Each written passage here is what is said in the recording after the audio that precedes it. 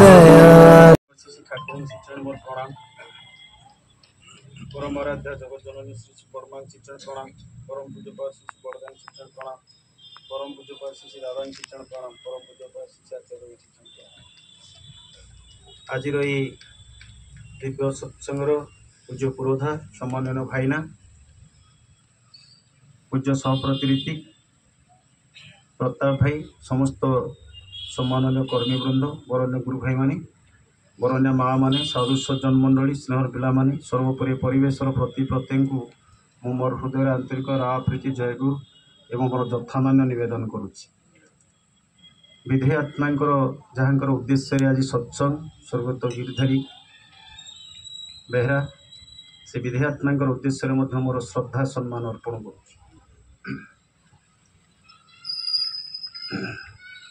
मो पूर्वर दुई जन सार कहीगले आ दी जन होती अर्थनीति विशारद श्रीजुक्त अतनु सारे श्रीजुक्त प्रताप सारे तेणु आम सारे नुह कि भल लगिला जे बाप पुओंकर नार मेल मु मने मने भावुली गिरिधारी माने जे गिरी की धारण करती चक्र पाणी जे जार पानी रे चक्र भगवान कृष्ण तेणु नाटा जेहेतु दिखाई गिरिधारी जी देइचंती पुओ ना बापा ना से माने आमर निश्चित नमस्या आ निश्चित से आत्मार सद्गति होइतिबो क्या आम अजामिल कथा जानू अजामिल नामे से महापापी तरीगला पुत्र नाम को जपी भागवत रे षष्ठ स्कंदे परिष्कार भाव में लिखाई भाई जे कहते नामर कथा सारे आम रतन सारे से भल भाव में नामर कथा लिखाई जेहेतु प्रताप सार जहाँ कहले आम पढ़ुना बोली जानूना प्रथम षष्ठ स्कंदर प्रथम द्वितीय तृतीय अध्याय विष्णुदूत और जमदूतों भितर आलोचना चली लड़ई चली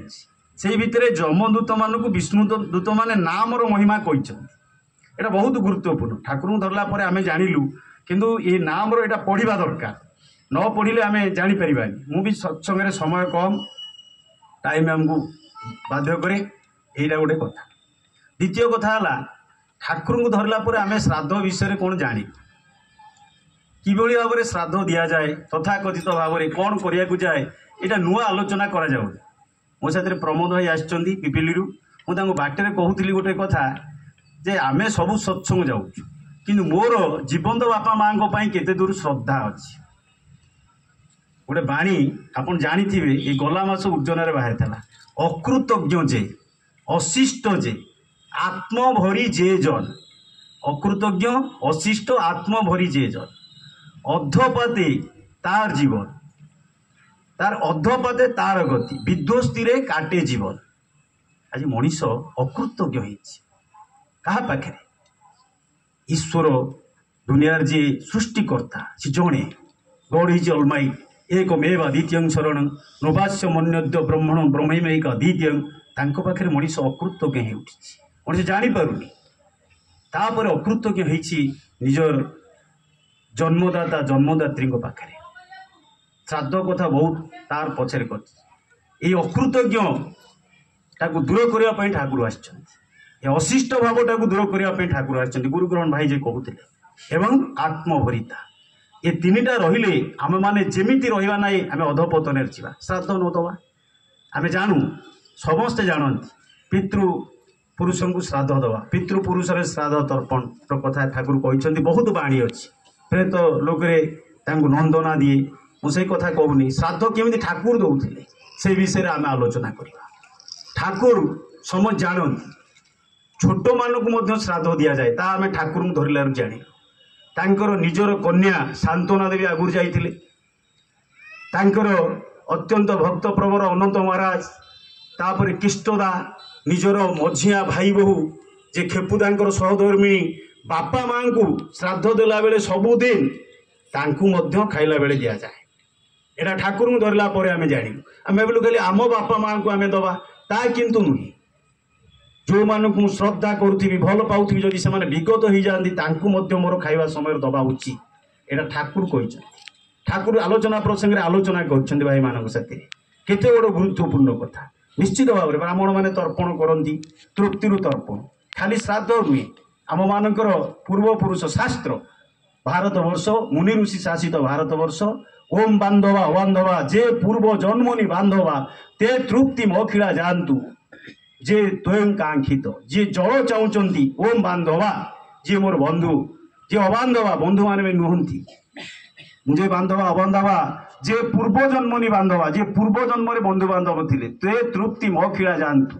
सी खुशी रहतु जे जल चाहूँ तृप्ति जे मान जल दान चाहूँगी जल दे आमर मन आप जानी ब्राह्मण लोक अच्छा आम सब श्राद्ध दौचे आमर गोटे लुप्त पिंड दुख अच्छी माने जो मानकर कहीं नहांती संतान संतति उद्देश्य गोटे पिंड दान कराए केते महान शास्त्र आमर किंतु बर्तमान जीवंत बापा माँ मैंने आम मानकर खाइबा पाऊना तेणु जो अकृतज्ञ कथाटा कहली एटा भेरी डेंजरियस कहीं इनग्रेटिट्यूड ओनली द थ्रोन ऑफ शैतान betrayal is the dreadful queen consort where sin and crime are prime minister वर्तमान पाप एवं अपराध आम मानकर प्रधानमंत्री हो जाइछन माने आमर प्रधानमंत्री आम समाज सबुतर समग्र विश्व रे एटार मूल कारण होची अकृतज्ञता जे जार बापा माँ को उद्देश्य रे मु आज गोटे सकाळे आज दीटा सत्संग मोर तृतीय सत्संग कहना जड़े माँ से किसी जानी मोरी मार्फत दीक्षा नवा पर जेतु हठात सत्संग पुणी आम दीपर गोटा रखीदे बाध्य आम सत्संग जोगदेलु एइपाई जे गोटे माटा दीक्षा नेला पर तार परिवर्तन कौन हो शाशु शशुर श्राद्ध दिन में से सब वर्ष कर शाशुर घर जाइए शाशुर प्रति वर्ष मनीष ठाकुर पर आसिले कृतज्ञता शिखे आम से आसी ठाकुर तो श्रद्धार श्राद्धर संज्ञा दे श्रद्धा अवश्य आतुर सके वृद्धि तरे करले प्राण वृद्धि तरले करले दान तृप्त हुए प्रीत कर ताकि जानी श्राद्ध जान तेणु श्रद्धा अवश्य श्रद्धा थब अवश्य भाव थब आज गोटे स्मरण करवा बापा मो जीवन गुरुत्व कौन बापा आम समस्त अनुभव करें भी अनेक बापा अच्छा अनेक बापा को हरई आम भी अनेक बापा हो जाए आज बापार गुरुत्व समाज में के ठाकुर जमते बापार गुरुत्व देते बोले विश्व दुनिया एत शास्त्र कि ना जे आम सब जानू जे जन तुम्हें जन्म देले जन्म पाली जी से तो तुम्हार देवता प्रधान सेवा है दुख ना से बापा माँ सेवा निज हाथ में करवा निज हाथ में सेवा कले मनीषर गुरुंर सेवा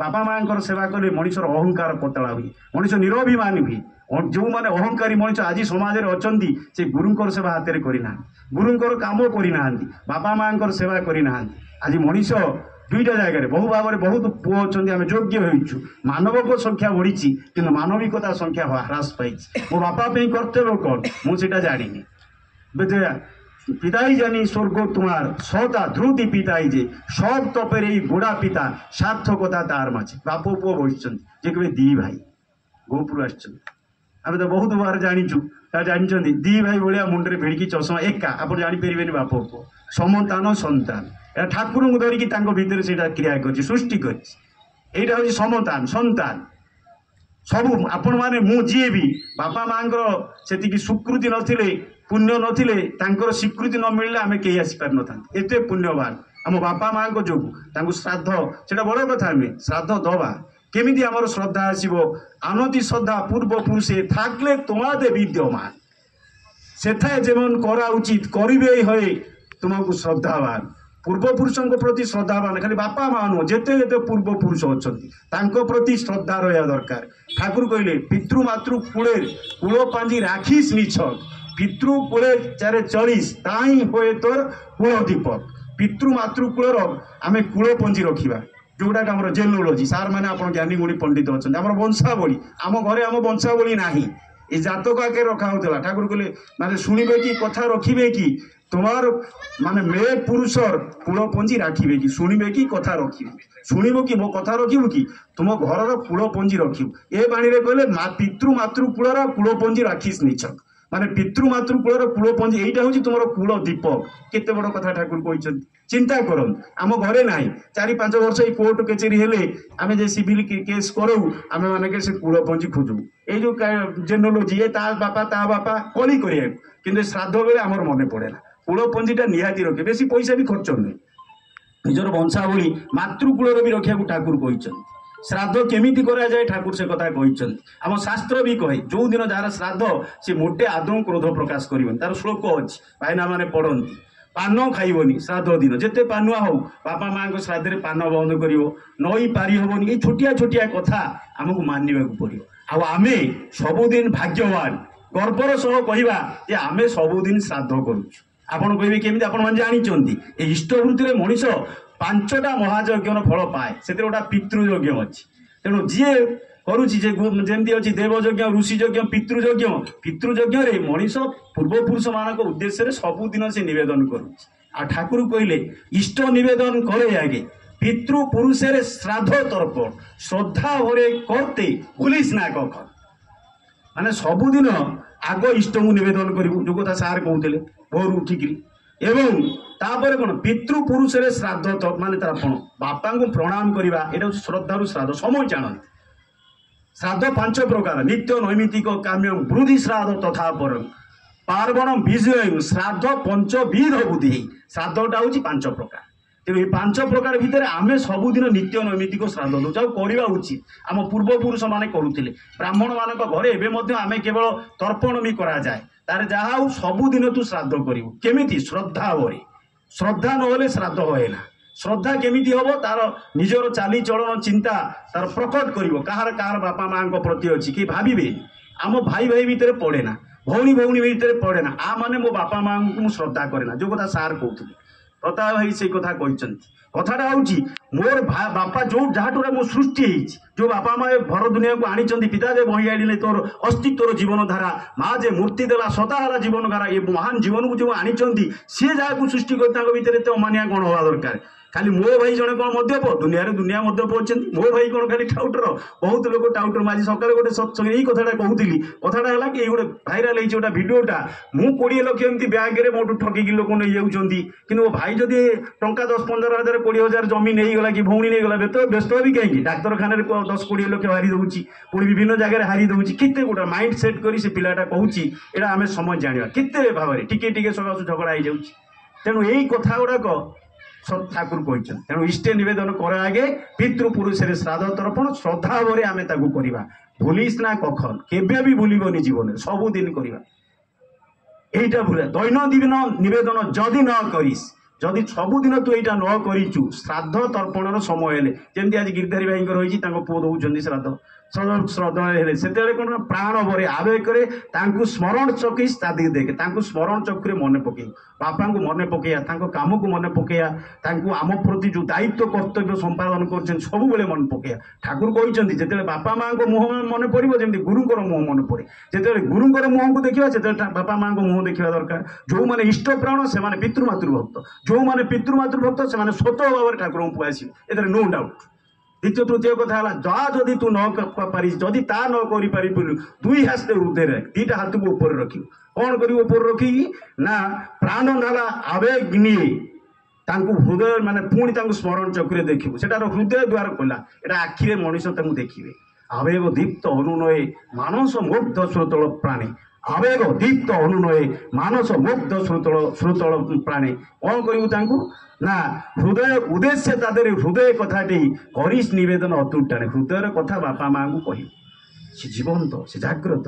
ଖାଲି ଆମେ ପଢ଼ିଛୁ ବର୍ଣ୍ଣବୋଧରେ, ପିତା ମାତା ଠାରୁ ବଡ଼ ଦେବତା କେ ସ୍ୱର୍ଗରାଇ ଯେ ନାହିଁ, ତାଙ୍କରି ଆଶିଷ ସହାୟ କାଶିନା ବିପଦ ତରିବା ପାଇଁ। କି ପରୀକ୍ଷା କରିଛି ଜୀବନରେ? ଠାକୁର ପରୀକ୍ଷା କରିଛନ୍ତି। ଅନେକ ଆପଣଙ୍କ ଭିତରୁ ବି ପରୀକ୍ଷା କରିଛନ୍ତି। ଯେ ଯାହା ଉପରେ ବାପା ମାଆଙ୍କର ଆଶୀର୍ବାଦ ଥାଏ, ବାପା ମା ଯାହା ଉପରେ ଖୁସି ରହନ୍ତି, ଗୁରୁ ଯାହା ଉପରେ ଖୁସି ରହନ୍ତି, ତାର ଜୀବନରେ କିଛି ହୁଏ ନା। କାହିଁକି କରାଯାଏ ନା? ରେ ତ ଦୀପ୍ତ ଉର୍ଜନାରେ ରେ ତ ସ୍ରୋତ ଆନବେ ବହେ, ପୂର୍ବପୁରୁଷର ଗୁଣ ଗାରିମା ଏଇ ରେତତେ ଆନବେ ବହେ। ସେଇଥିପାଇଁ ଶ୍ରାଦ୍ଧ ଦିଆଯାଏ। ପୂର୍ବପୁରୁଷର ଗୁଣ ଗାରିମା ଆମମାନଙ୍କ ରେତ ଧାରା ଭିତରେ ଯେଉଁ ପିଣ୍ଡଦାନ, ସେ ପୁନଃ ଜନ୍ମ ଗ୍ରହଣ କରିବେ। ସମୟ ହେଇଛି। ଜୟ ଗୁରୁ।